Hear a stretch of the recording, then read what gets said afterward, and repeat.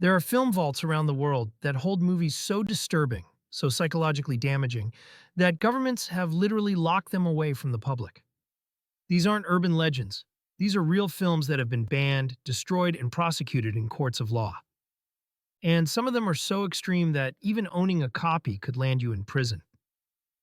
Let's start with the most infamous case in horror history. In 1980, Italian director Ruggero Deodato released Cannibal Holocaust, and it was so realistic that he was arrested and charged with murder. Authorities genuinely believed he had killed his actors on camera. The found footage was that convincing. Deodato had to bring his cast into court, alive, to prove he hadn't murdered them. The film was immediately banned in over 50 countries, and in some places it still is. The Italian government seized every copy they could find and destroyed them. But here's the thing. The real horror wasn't just the graphic violence. It was the animal cruelty. Real animals were killed on screen, and that footage can never be undone. Cannibal Holocaust remains locked away in government vaults across Europe, classified as obscene material. Then there's a Serbian film from 2010. This one pushed boundaries so far that it got banned before most people even knew it existed. The film was prohibited in Brazil for being, quote, an apology for pedophilia. Spain, Australia, New Zealand, they all refused to let it screen. In Norway, the distributor faced criminal charges just for trying to release it.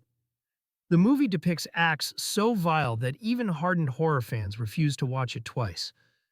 And here's what makes it even more disturbing. The director claimed it was political commentary about Serbian oppression. Whether that's true or just an excuse, governments weren't taking chances. Copies were confiscated. And in some countries, if you're caught with it, you face prosecution. But the real nightmare is what happened in the UK during the 1980s. It was called the Video Nasties Panic. A moral crusade led by activist Mary Whitehouse convinced the British government that horror films on VHS were corrupting society. In 1980, they passed the Video Recordings Act, giving censors the power to ban and destroy any film they deemed too extreme. 72 films were placed on the Director of Public Prosecution's list. Movies like The Evil Dead, The Texas Chainsaw Massacre, and I Spit on Your Grave were seized from video stores. Shop owners were arrested.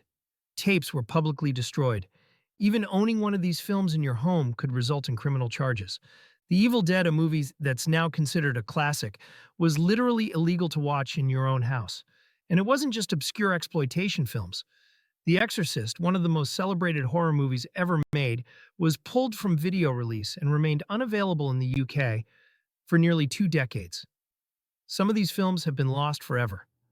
The Last House on Dead End Street, a 1973 film so brutal it was rumored to be an actual snuff film, had most of its copies destroyed. For years, it existed only in whispers and bootleg trades. Schramm, a German film by Jörg Buttgereit, was banned for its depictions of necrophilia and serial murder. Copies were seized and incinerated. And then there's the Guinea Pig series from Japan. These films were so realistic that actor Charlie Sheen reportedly sent one to the FBI, believing he'd witnessed a real murder. Japanese authorities launched investigations.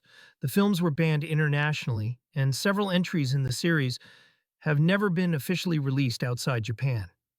Even today, these films remain locked in vaults, hidden from public access. Some are held by government agencies as evidence of obscenity. Others sit in private collections, their existence known only to hardcore collectors. And the question remains, should these films stay buried, or does banning them only make them more dangerous? Because here's the truth. The more you try to destroy something, the more people want to see it. And somewhere out there, in a locked vault, there's a film so disturbing that no one has ever been allowed to watch it twice.